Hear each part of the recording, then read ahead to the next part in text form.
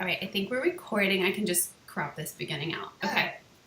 Hi, everybody. I am here with Emily Maguire. She is a registered nutritionist and low-carb expert. She's here to give us some tips on day 3. Yay! Everyone's probably hating on us right now. I know, totally. I have to confess, guys, I woke up with a killer headache today, so I'm with you. I just drank a little bit of extra coffee, and I feel a lot better, so whew. Yay to coffee. I know, exactly.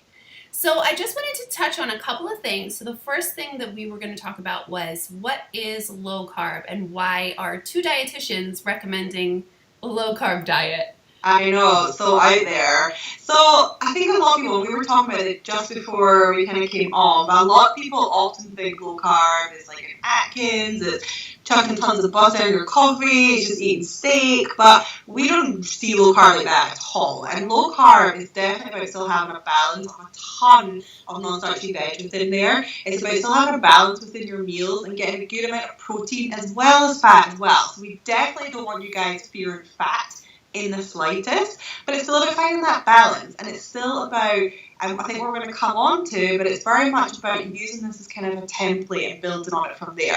So this is still a really, really great way to eat. You're still getting a ton of veggies, and then eventually you'll be able to add in a small amount of low sugary fruits. Obviously, right at the minute on the cleanse, we're not doing that just now. But yeah, it is about finding that balance, and we are recommending it because we know there's so many health benefits that can come from it. I mean, I personally think that us in the Western society eat far too many and far too much in the way of carbs, particularly refined sugar and refined grains as well. Yeah, I completely agree. So I think this is a really good way to kind of learn what you're eating and just pay more attention. I always say that too. It's not just about the food, it's about why you're eating it and what's actually in it. Yeah. And I'm going to be, I'm doing this as well with you guys, and I'm not being too bad because generally I do eat quite low carb, but for me, and this is something I was messaging Jenny this morning about, because I love dairy, and I love coffee and my cream in my coffee, and I love cheese, and I've definitely noticed that huge change. And then also as well, the kind of mindless snacking that you didn't realize that you do. You kind of just like, or if you're cooking something, you just reach for something, you're not eating it because you're hungry. You're eating for lots of different reasons. So I think this is what's amazing about this 7-day challenge, is although we're challenging to, maybe lose some weight or fit into something before, the summer kicks in, it's really about setting your mindset up really quite well with it as well. Yep, I totally agree. Yay! I'm so glad other people see that. It's not just in my head. And then, okay, so we talked about why we recommend it. It resets your cravings, and we're using this as a template. So this is really, it is a cleanse, but it's not your traditional cleanse, like juice fasting. This is actually eating real food just to reset everything in your body so you can start fresh. Yeah. I mean, everyone, we know that there's lots of different people on. So some people have come to this, maybe, eating a ton of carbs before they started. Some people, maybe kind of like me, they kind of ate that way. But what this will really do is it does just really allow your body to kind of reset again. Because sometimes, even though you think your diet is really great, there can be little things that creep in or start to get in there, and this is just a really nice way of just kind of resetting yourself. It's not about deprivation, it's not about complete fasting or doing a juice cleanse or a detox or anything along those kind of lines. It's very much about just getting back to basics with kind of real whole foods, and then completely using it as a template. And from where you're going to go from here, and this is the thing, so often what I say is what is low carb to one person is not going to be low carb to another person. And I think quite often, particularly if we're on online forums or group chats or Facebook groups or whatever, a lot of people can get very kind of bogged in and think this is the way it works for me, and that if someone else does it a little bit differently, and that's okay. That is really, really okay, as long as you are finding what works for you, and as long as you're keeping away from the really refined carbohydrates, you eat a little bit more, and it still can be a low carbohydrate form approach of eating as well. Yeah, I think I just commandeered that answer right there. No, that's perfect. And Emily and I were just talking earlier. I was saying how through years of my own practice with dieting and counting calories and logging everything I ate just to kind of see all my macros and what I'm actually doing, I found my sweet spot, and it's about 75 to 100 grams of carbs per day, and I can just lose weight effortlessly. But it took me a while to fiddle with things and kind of, find that balance. But that's what this whole thing is about, just clearing everything out with the cleanse and then working and finding that balance. Yeah, absolutely. Yeah. And I think, if you're someone then that does a lot of exercise or starts to increase exercise, or because even where you are now is not where your body's going to be in 6 months' time. So even when you're doing something like this, you constantly have to kind of strive, and even that sweet spot might change ever so slightly in a few months and a few years. So this is why it's also good to do something like this for like 7 days, just to get your body back to that point again, and then you can build on everything from there with it. Exactly. And it's something you can come back to anytime. Like if you kind of fall off the wagon or you see yourself, the weight's creeping back up and you're drinking too many beers at barbecues, you can just do this. You know exactly how to snap back. You know it works. And I told you guys the first day, this originally started as a hangover cure. But it works. It's a food hangover cure. It's an alcohol hangover cure. It's awesome. I just love it. Yeah, just resets everything. Exactly. So then for day 3, this was the big thing I wanted to ask Emily about. So the carb flu, basically how you're feeling today. So let's talk about why that's happening. Yeah, so this is the part where everybody hates on us, because there is a natural process that the body's going through. So if you're someone in particular who's been eating a ton of carbs before you started, there's something that can be called the carb flu, or it's known as Atkins flu.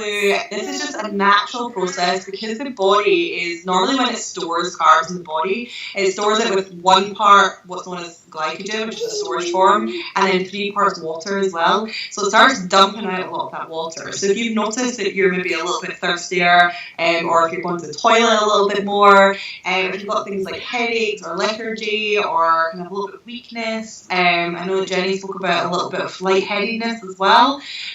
So that's all to do with the body flushing out a lot of that water. And what happens with that is there's then changes in what's known as electrolyte balance, so particularly things like sodium, potassium, particularly the sodium. So this is where it comes to, again, playing another rule that, we're often told not to add too much salt to our diet, but we're actually going to tell you to actually add more salt to your diet, particularly for this week, because there's lots of different factors that are going on there as well. Is that you're pretty much, most of you, and I see a lot of the pictures on the group, you're cooking food from scratch, and a lot of food that you buy from the grocery store has a lot of salt added to it. So you're not eating a lot of those processed foods that don't have the salt added. So we really want you to add salt to your food, have some bone broth if you're able to make it or get access to it, because that will really, really help with the symptoms and get you through that low carb flu. It shouldn't last any longer. Some people might have felt it kicking yesterday, some people today. It might last until tomorrow. But really, after kind of tomorrow, you should start coming through it again. You should start to feel a little bit more of the mental clarity, the headache should go, the kind of lightheadedness should go. Also, as well as the salt, you want to make sure you're keeping up with plenty of fluid intake as well. It's really, really important because your body is going to be dumping a lot. And I also just want to reiterate that it might seem really strange and abnormal, but what you're going through is really perfectly normal.